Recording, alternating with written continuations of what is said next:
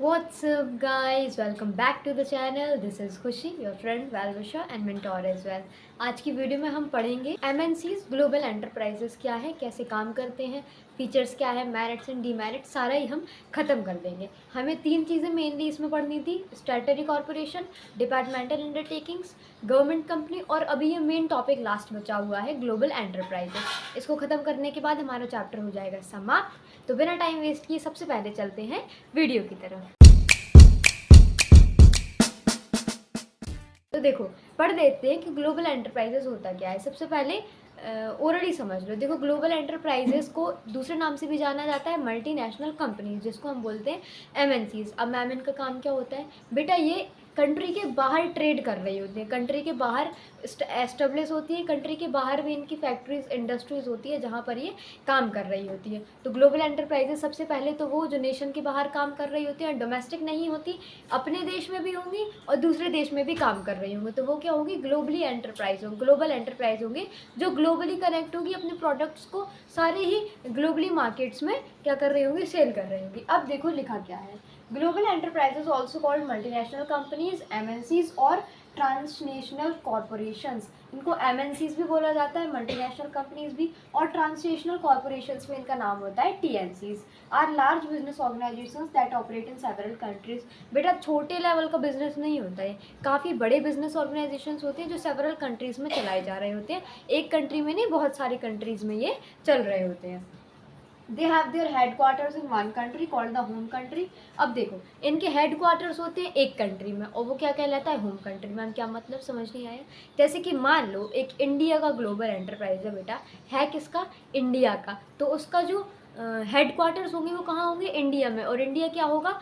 Home country होगा। बाकी जो दूसरे देशों में उसके जो छोटे छोटे ब्रांचेस होंगे जहाँ से बिजनेस रेगुलेट करेगा, वो कंट्रीज़ क्या कहलाएंगे? Host countries. होम कंट्रीज़ कौन सा कहलाएगा? इंडिया। आए समझ क्या है होम कंट्री?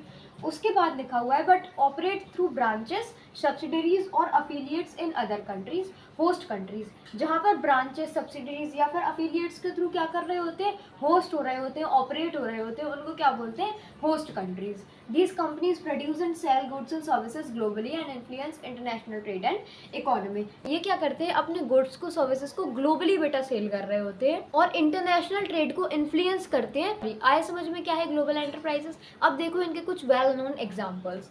देखो बेटा, Coca Cola, Unilever, Nestle, Samsung, Apple, Toyota, Microsoft etcetera, ये क्या है? सारी ही मल्टीनेशनल कंपनीज हैं बेटा। आए समझ? इसके बाद नेक्स्ट हम पढ़ेंगे features of global enterprises. Ma'am इनके फीचर्स क्या है, कैरेक्टरिस्टिक्स क्या है, क्या क्या पढ़ना है हमें ग्लोबल एंटरप्राइजेस में? तो देखो वन बाय वन स्टार्ट करते हैं। सबसे पहला लिखा हुआ है ह्यूज कैपिटल रिसोर्सेज। मैम क्या मतलब है बेटा? इनके पास बहुत सारे कैपिटल रिसोर्सेज होते हैं। Global enterprises have large financial resources, they can raise funds from different sources like equity, debentures and loans across countries. बेटा इनके पास क्या होता है? बहुत सारे लार्ज फाइनेंशियल रिसोर्सेज होते हैं। इन्हें फाइनेंशियल रिसोर्स की कमी नहीं होती है। फाइनेंशियल रिसोर्स कहाँ से, कौन से सोर्सेज होते हैं बेटा? कहाँ से फंड्स रेज कर सकते हैं?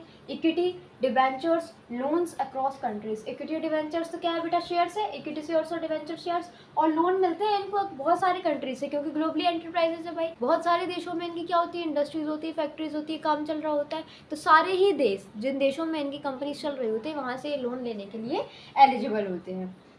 Due to their strong credit worthiness, they easily get support from international banks and investors। बेटा इनकी क्रेडिट वर्दीनेस बहुत अच्छी होती है, बहुत स्ट्रॉन्ग होती है, और इसी की वजह से इंटरनेशनल बैंक्स भी इन्हें लोन बहुत जल्दी देते हैं, बहुत अच्छी सपोर्ट होती है इनके लिए।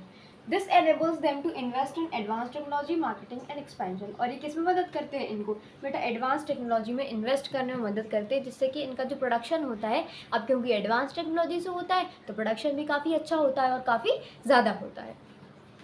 आए समझ? उसके बाद नेक्स्ट पॉइंट आ रहा है हमारा foreign collaboration. These companies often enter into joint ventures or tie-ups with local firms in different countries. Such collaboration help them to understand the local market, reduce competition and get government approvals more easily। क्या लिखा हुआ है बेटा? ये companies होती हैं often enter into joint ventures और tie-ups with local firms। अब जब ये किसी दूसरे कंट्री में काम करने जाती हैं तो ये क्या करती हैं? ज़्यादातर या तो किसी जॉइंट वेंचर के साथ कनेक्ट हो जाएंगी, या फिर जो लोकल टाई अप्स चल रहे होते हैं उनके साथ ही कनेक्ट होकर काम करने लगती है। तो इनसे क्या होता है? इनको वहाँ का जो लोकल मार्केट है उसके बारे में नॉलेज आ जाती है, जो लोकल कॉम्पिटिटर्स हैं किस तरीके से हमें काम करना है, यहाँ का एनवायरनमेंट क्या है बिजनेस का, इन सब चीज़ों की नॉलेज इनको होने लगती है, धीरे धीरे ये समझने लगते हैं कि यहाँ कैसे काम होगा। और दूसरी बात, गवर्नमेंट अप्रूवल्स भी जल्दी से जल्दी मिल जाते हैं। मैम क्यों मिल जाते हैं बेटा? क्योंकि लोकल बिजनेस के साथ कोलैबोरेट कर लेते हैं, ये इंटरनेशनल कोलैबोरेशन हो जाती है इनकी। आए समझ में। इसके बाद नेक्स्ट आ रहा है advance technology. MNCs use the latest and sophisticated technology in their production and management process. They often introduce modern techniques in host countries, improving overall productivity and quality. देखो बेटा क्या लिखा हुआ है, MNCs जो होती हैं वो ज़्यादातर लेटेस्ट टेक्नोलॉजी होती है उनका यूज़ करती हैं। अब खुद तो लेटेस्ट टेक्नोलॉजी का यूज़ करती हैं, साथ में ही उनका जो होम कंट्री होता है बेटा, होम कंट्री तक भी उन रिसोर्सेज की, उन एडवांस टेक्नोलॉजीज़ की इन्फॉर्मेशन देती है, जिससे कि जो होम कंट्री होती है वहाँ भी ये टेक्नोलॉजीज़ यूज़ की जाती हैं और प्रोडक्शन बढ़ाया जाता है, और इकोनॉमी पे क्या पड़ता है, अच्छा खासा फ़र्क पड़ता है इकोनॉमी पर, इकोनॉमी ग्रो करती है होम कंट्री की। तो आया समझ। उसके बाद नेक्स्ट पॉइंट आ रहा है हमारा product innovation. They focus heavily on research and development, R&D। बेटा किस पर फोकस होता है? हैवली इनका रिसर्च पे और डेवलपमेंट पे, R&D पर इनका मेनली फोकस होता है। As a result they continuously improve their products और invent new ones to meet global customer needs and stay competitive. अब बेटा क्योंकि ये रिसर्च भी करते हैं और फिर डेवलपमेंट भी करते हैं, अब इसका रिजल्ट क्या होता है बेटा कि जो इनके प्रोडक्ट होते हैं ये कंटिन्यूसली उनको इम्प्रूव कर रहे होते हैं, क्योंकि रिसर्च भी है भाई और डेवलपमेंट भी ऑर्गेनाइजेशन का, एंटरप्राइज का। तो क्या होते हैं, इनके प्रोडक्ट्स कंटिन्यूसली इम्प्रूव हो रहे होते हैं बेटा, जो कि ग्लोबल कस्टमर्स के नीड्स को सेटिस्फाई करते हैं, जिससे भी इनका एंटरप्राइज काफ़ी अच्छी लेवल पर होता है, अच्छे लेवल पर चल रहा होता है। उसके बाद नेक्स्ट पॉइंट है expansion of market territory. MNCs produce and sell goods and services not just in their home country but across many countries। बेटा जो MNCs होती हैं वो सिर्फ उनके होम कंट्री में प्रोड्यूस और सेल नहीं कर रहे होते गुड्स को, बहुत सारी कंट्रीज में प्रोड्यूस हो रहा है, बहुत सारी कंट्रीज में सेल हो रहा है। They use global marketing strategies and establish production और distribution units in different parts of the world। बेटा ये ग्लोबल मार्केटिंग स्ट्रैटेजीज का यूज़ करते हैं, जिससे कि इनका प्रोडक्शन, इनकी सेल्स, इनका रेपुटेशन बहुत अच्छा काम होता है, एडवांस टेक्नोलॉजी से काम होता है, और ग्लोबली मार्केट की जो स्ट्रैटेजीज होती हैं उनका यूज़ करते हैं, तो काम एफिशिएंट और इफेक्टिव होता है। आए समझ। उसके बाद नेक्स्ट पॉइंट आ रहा है हमारा सेंट्रलाइज्ड कंट्रोल। सेंट्रलाइज्ड कंट्रोल से क्या मतलब है बेटा? सेंट्रलाइज्ड कंट्रोल का मतलब होता है कि भले ही ये बहुत सारी कंट्रीज़ में इनका प्रोडक्शन हो रहा है, प्रोड्यूस कर रहे हैं प्रोडक्ट्स को, लेकिन कंट्रोल पता है कहाँ होता है? इनके होम कंट्री के हाथों में। होम कंट्री के ही रूल्स एंड रेगुलेशंस होते हैं, सारा कंट्रोल इन कंपनीज़ का होम कंट्री में होता है। तो क्या होता है? सेंट्रलाइज्ड कंट्रोल होता है इनका। Although they operate in many countries, control remains centralized at the headquarters in home country। बहुत सारी कंट्रीज में भले ही ऑपरेट कर रहे हैं, लेकिन क्या होता है, जो कंट्रोल होता है वो हेडक्वार्टर्स के पास होता है बेटा, और हेडक्वार्टर्स कहाँ होते हैं? होम कंट्री में। Policies, major decisions and overall strategies are formed by the central office, while local branches have limited autonomy. जो लोकल ब्रांचेस होती हैं बेटा उनके पास लोकल ऑटोनॉमी होती है, बिल्कुल लिमिटेड ऑटोनॉमी होती है, बहुत ज़्यादा नहीं कि जो मन किया डिसीजन ले लिया उनने। भाई जो होम कंट्री से, जो हेडक्वार्टर से तुम्हारे रूल्स एंड रेगुलेशंस आएंगे, डिसीजन मेकिंग्स भी वहीं से होगी, तुम्हें बस उन रूल्स एंड रेगुलेशंस को फॉलो करना है। तो सेंट्रल कंट्रोल किसके हाथों में होता है? होम कंट्री के हाथों में होता है। आए समझ। उसके बाद नेक्स्ट पॉइंट है efficient management. These enterprises hire skilled and professional managers from all over the world. Their management practices are advanced and focused on performance, efficiency and profitability. बेटा ये एंटरप्राइजेस क्या करती हैं? स्किल्ड और प्रोफेशनल मैनेजर्स को higher करती हैं across the world. World में सभी, क्योंकि सभी जगह है भाई, इनकी प्रोडक्शन सभी जगह चल रहा है, तो अलग अलग कंट्रीज से ये क्या करती हैं? स्किल्ड प्रोफेशनल्स को हायर करते हैं, अपने काम को करवाने के लिए स्किल्ड मैनेजर्स हायर करते हैं। Their management practices are advanced and focused on performance, efficiency and profitability। बेटा इनकी जो मैनेजमेंट प्रैक्टिसेस होती हैं उनका फोकस कहाँ होता है? परफॉर्मेंस पर, एफिशिएंसी और प्रॉफिटेबिलिटी पर। एफिशिएंसी मतलब कम से कम कॉस्ट में काम हो, कम से कम इनपुट में ज़्यादा आउटपुट निकले और प्रॉफिट्स ज़्यादा बनाए। तो ये क्या होता है? मेन मोटिव होता है ग्लोबल एंटरप्राइजेस का। आया समझ। देखो 7 फीचर्स हम पढ़ चुके हैं, कोई भी 4 या 5 तुम आराम से याद कर लेना, इनफ है। बाकी तो मैंने समझाने के लिए तुम समझ गए होगे, आई होप। अब हमारा नेक्स्ट जो टॉपिक आ रहा है बेटा वो है merits of global enterprises. Ma'am ये अच्छा क्यों होता है, इसके एडवांटेज क्या है, क्या अच्छाइयाँ हैं इसमें? तो देखो वन बाय वन हम समझते हैं। सबसे पहला लिखा हुआ है bringing foreign investment. MNCs bring in a huge amount of foreign capital to the host countries. This help in the economic development of the country by increasing employment, production and infrastructure।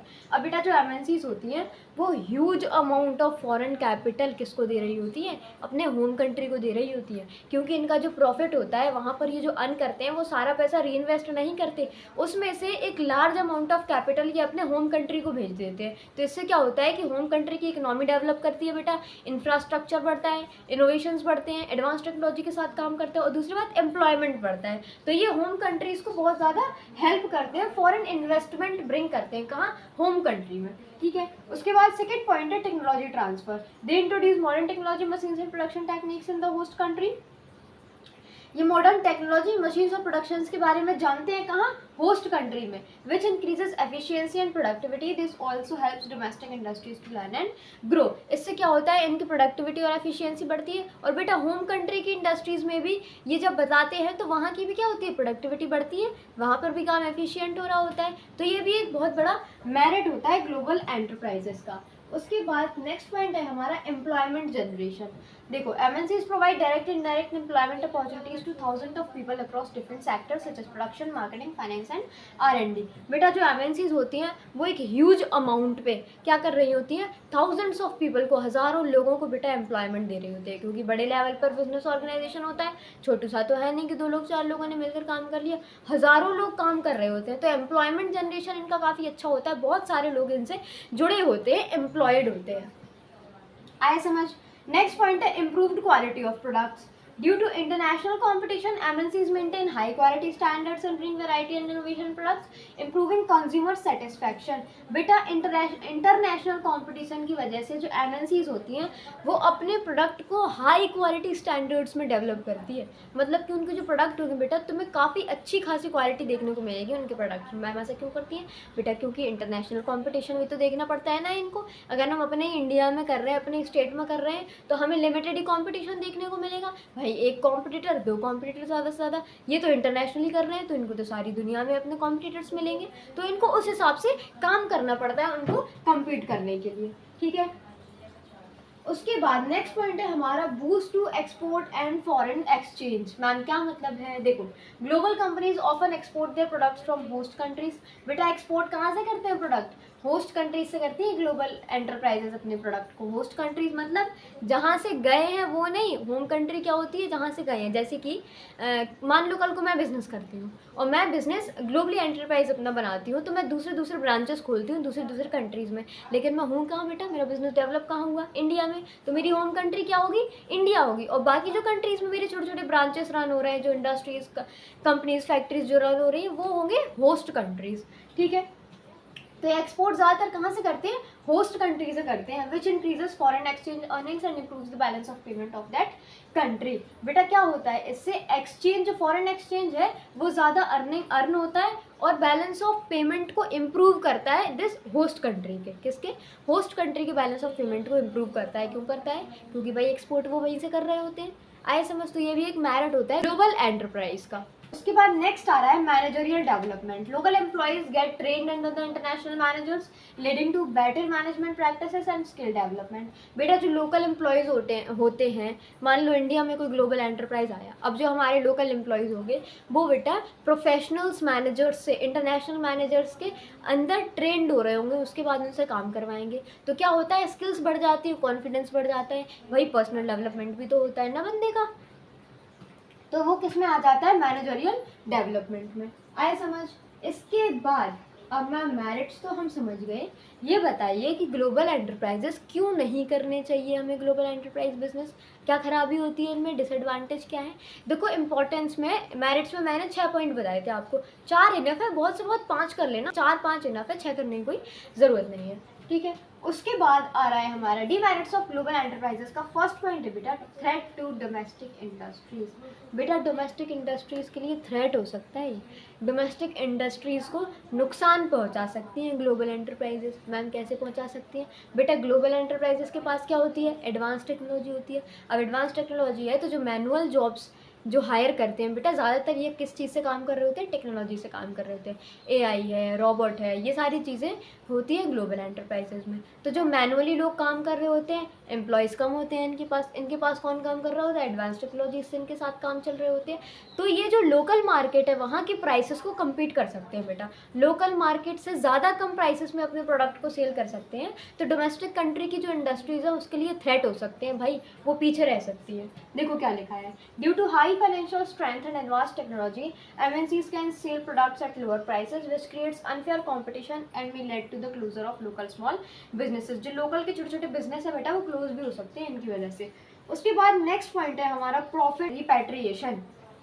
Ma'am क्या मतलब है? देखो बेटा, profit repatriation का मतलब होता है कि जो ग्लोबल एंटरप्राइजेस जो होते हैं, जो किसी दूसरी कंट्री में चल रहे होते हैं बेटा, तो होस्ट कंट्री से इनके पास जो प्रॉफिट जनरेट होता है उस सारे प्रॉफिट को री इन्वेस्ट नहीं करते, सारे पैसे को होस्ट कंट्री में री इन्वेस्ट नहीं करेंगे, उसका लार्ज अमाउंट कहाँ भेज देते हैं? होम कंट्री में भेज देते हैं। तो ये किसको अफेक्ट करता है बेटा? जो होस्ट कंट्री है, होस्ट कंट्री के कैपिटल फॉर्मेशन को अफेक्ट करता है। ये क्यों करता है? क्योंकि भाई सारा पैसा अगर री इन्वेस्ट करते हैं तो कोई बात नहीं है कि यहीं कमाया यहीं री इन्वेस्ट कर दिया आपने। आप क्या कर रहे हो? कमाते उधर से रहे हो लेकिन होम कंट्री को दे रहे हो, तो वहाँ की कैपिटल फॉर्मेशन इससे अफेक्ट होती है।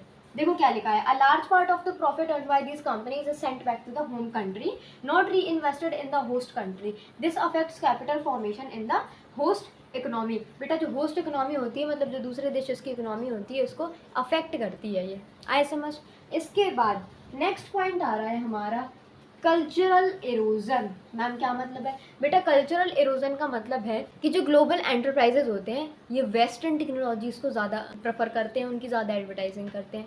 वेस्टर्न हो गई, टेक्नोलॉजिकल, मॉडर्न, इन सब चीज़ों पे ज़्यादा विश्वास रखते हैं, ज़्यादा एडवर्टाइजिंग करते हैं, प्रोडक्शन भी ज़्यादातर इसी चीज़ों पर करते हैं। तो क्या होता है कल्चरल इरोजन? बेटा जो कल्चर होता है, फैशन होती है, कल्चर के मोरल वैल्यूज़ होते हैं, ट्रेडिशंस होते हैं, इनका लॉस होता है, इनकी कमी देखने को मिलती है। क्योंकि ये किस पे एम्फेसिस करती है? मॉडर्न टेक्नोलॉजीज पर एम्फेसिस करते हैं। MNCs often promote western culture, fashion and values through their products and advertising. इनकी एडवर्टाइजिंग और प्रोडक्ट्स बेटा ज़्यादा एम्फेसिस किस पे कर रहे होते हैं? किसको प्रमोट कर रहे होते हैं? वेस्टर्न कल्चर को, वेस्टर्न फैशन को और वेस्टर्न वैल्यूज को through their products and advertising. This may led to loss of local culture and traditions over time. अब भाई क्योंकि ग्लोबल एंटरप्राइज है और ये क्या कर रहे हैं? वेस्टर्न कल्चर को प्रमोट कर रहे हैं, तो इससे क्या होता है कि जो लोकल ट्रेडिशन होता है, हमारा कल्चरल ट्रेडिशन होता है, इसमें लॉस हमें देखने को मिलता है। आए समझ? इसके बाद नेक्स्ट पॉइंट लिखा है हमारा लिमिटेड एम्प्लॉयमेंट जनरेशन।